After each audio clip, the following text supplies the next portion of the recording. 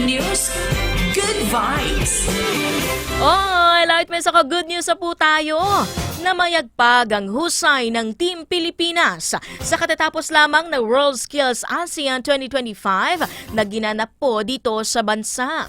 Nasungkit ng Pilipinas ang 10 gintong medalya, 7 silver medal, 8 bronze medal at 5 medallions for excellence.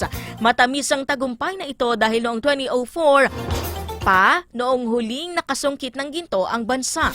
Naglaban-laban ng mga kalahok sa kategoryang Manufacturing and Engineering Technology, Information and Communication Technology, Construction and Building Technology, Social and Personal Service, Creative Arts and Fashion, at Transportation and Logistics.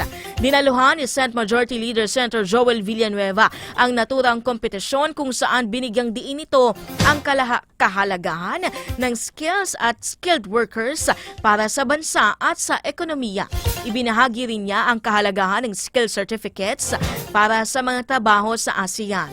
Pagbati po para sa lahat ang nagwagi lalo na sa mga kinatawan ng Pilipinas na nagpamalas ng kanilang husay.